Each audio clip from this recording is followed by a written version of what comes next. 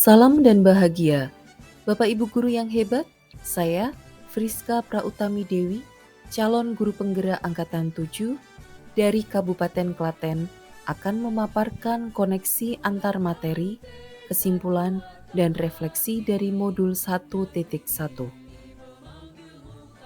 Tujuan dari tugas koneksi antar materi, kesimpulan, dan refleksi modul 1.1 adalah peserta mampu membuat kesimpulan dan refleksi pengetahuan dan pengalaman baru yang dipelajari dari pemikiran Ki Hajar Dewantoro.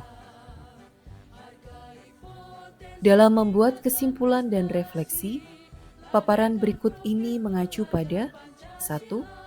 Meninjau kembali tugas personal kerangka pembelajaran yang telah dikembangkan pada fase ruang kolaborasi, refleksi terbimbing, demonstrasi kontekstual, dan elaborasi pemahaman.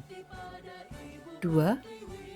Membuat kesimpulan dan penjelasan mengenai pemikiran-pemikiran Ki Hajar Dewantoro yang dipelajari dalam modul 1.1. 3.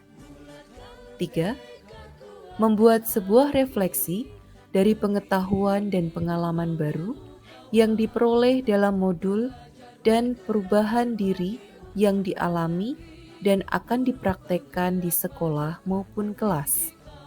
4. Mengkonstruksi kembali proses pembelajaran dan suasana kelas yang mencerminkan pemikiran Ki Hajar Dewantoro secara konkret sesuai dengan konteks lokal, sosial budaya di dalam kelas maupun di sekolah. Refleksi filosofi pemikiran Ki Hajar Dewantoro meliputi mulai dari diri, eksplorasi konsep, ruang kolaborasi, demonstrasi kontekstual, dan elaborasi pemahaman.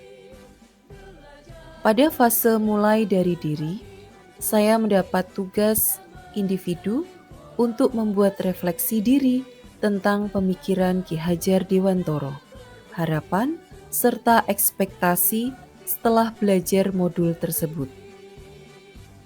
Pada fase eksplorasi konsep, saya mendapatkan tugas dalam bentuk audio-video dalam memahami pemikiran Ki Hajar Dewantoro serta berdiskusi yang dilakukan melalui eksplorasi konsep pada LMS.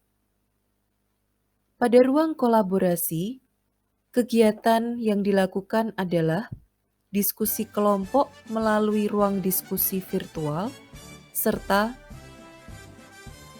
mempresentasikan yang sudah didiskusikan, yaitu temu kenali sosial budaya dalam menebalkan laku murid, dan kemudian dipresentasikan dengan kelompok yang lain, serta dipandu oleh fasilitator.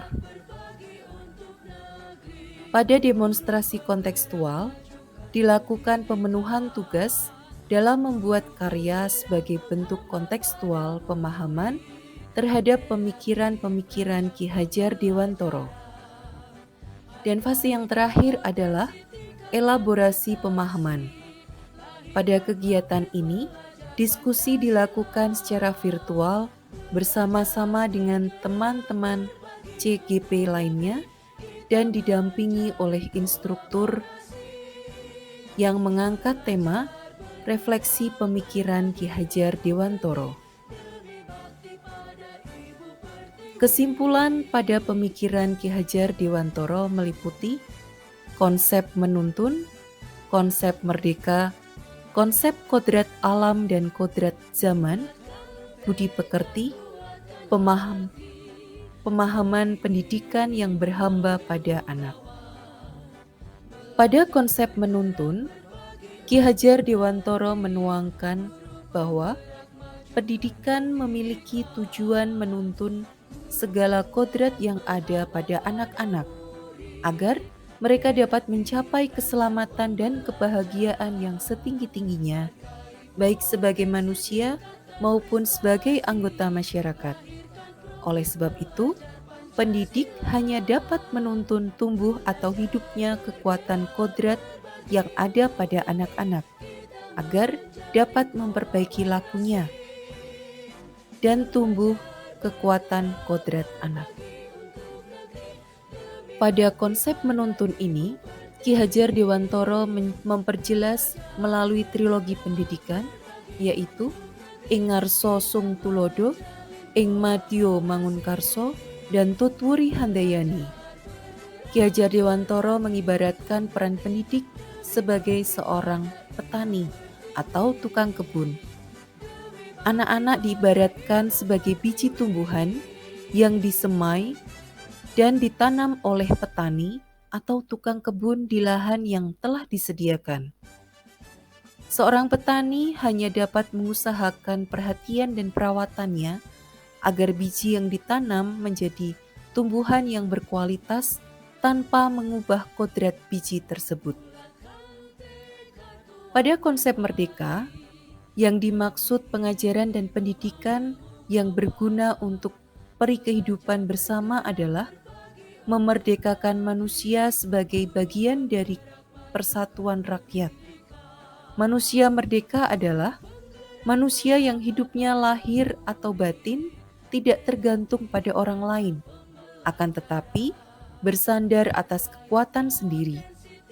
Pendidikan menciptakan ruang bagi murid untuk bertumbuh secara utuh agar mampu memuliakan dirinya dan orang lain, dan menjadi mandiri. Kekuatan diri atau kodrat yang dimiliki menuntun murid menjadi seorang yang cakap mengatur hidupnya dengan tanpa diperintah oleh orang lain. Pada konsep kodrat alam dan kodrat zaman, dimaknai bahwa kodrat alam dalam pendidikan harus memahami anak-anak dari satu daerah dengan daerah yang lain adalah berbeda. Hal ini dipengaruhi oleh latar belakang alam dan budaya. Setiap daerah pasti memiliki karakteristiknya masing-masing. Sedangkan kodrat zaman, pendidikan saat ini sedang menekankan pada kemampuan anak untuk memiliki keterampilan abad ke-21. Sedangkan budi pekerti dalam hal ini diartikan sebagai perpaduan antara cipta, rasa, dan karya. Budi pekerti merupakan keselarasan atau keseimbangan hidup antara cipta, rasa, karsa, dan karya. Keselarasan hidup anak dilatih melalui pemahaman kesadaran diri yang baik tentang kekuatan dirinya yang kemudian dilatih untuk mengelola diri agar mampu memiliki kesadaran sosial bahwa ia tidak hidup sendiri dalam relasi sosialnya, sehingga saat membuat sebuah keputusan yang bertanggung jawab dalam kemerdekaan dirinya dan memerdekakan orang lain. Budi pekerti melatih anak untuk memiliki kesadaran diri yang utuh untuk menjadi dirinya sendiri dan kemerdekaan orang lain. Sedangkan kesimpulan yang terakhir adalah pendidikan yang berhamba pada anak. Pendidikan yang berhamba pada anak yang dimaksud adalah pendidikan yang berpusat pada murid, di mana pendidikan memberi ruang kepada murid untuk menjadi manusia yang merdeka sesuai dengan kodratnya, namun masih dalam tuntunan guru atau student center. Refleksi pengetahuan dan pengalaman baru serta perubahan diri, yaitu 1. Bukan menuntut, melainkan menuntun. Jika saat dulu saya menginginkan murid harus menguasai materi secara sempurna, dengan indikator pencapaiannya adalah nilai pada batas KKM. Namun, setelah melalui proses belajar pada modul 1.1 ini, saya memberikan tuntunan kepada murid dengan menyesuaikan minat dan bakat murid. Kedua, bukan memaksa, melainkan memberi merdeka. Sebelum mempelajari modul 1.1 ini, sebagai guru, saya sering memaksa murid untuk mentaati peraturan yang saya tetapkan, serta memaksa murid dalam mengikuti pembelajaran. Namun setelah mempelajari modul 1.1 ini, saya kemudian dapat mengajak murid untuk membuat kesepakatan kelas, serta membicarakan dan menyamakan persepsi tentang target apa yang bisa dicapai oleh murid sesuai dengan kemampuannya. Yang ketiga, bukan statis, melainkan dinamis. Setelah mempelajari modul ini, saya semakin memperhatikan kodrat alam dan kodrat zaman murid, agar murid merasakan pembelajaran yang bermakna bersama gurunya. Yang keempat, bukan aspek kognitif saja, melainkan juga budi pekerti. Pembelajaran yang dilakukan sebelumnya lebih dominan pada pencapaian angka atau kognitif saja. Namun, saat ini, pembelajaran dilakukan juga dalam penggalian budi pekerti murid. Yang kelima, pendidikan bukan berpusat pada guru, melainkan berhamba pada murid. Pembelajaran dilakukan dengan didominasi guru dalam menyampaikan materi. Namun sekarang, guru berperan sebagai fasilitator agar murid dapat mengalami pembelajaran yang berkesan dan bermakna. Proses pembelajaran yang mencerminkan pemikiran Ki Hajar Dewantara adalah proses pembelajaran yang menuntun murid untuk kolaboratif, reflektif, dan kritis, sehingga dapat terbentuk murid yang well-being atau humanis, sehingga murid dapat merasakan selamat dan bahagia.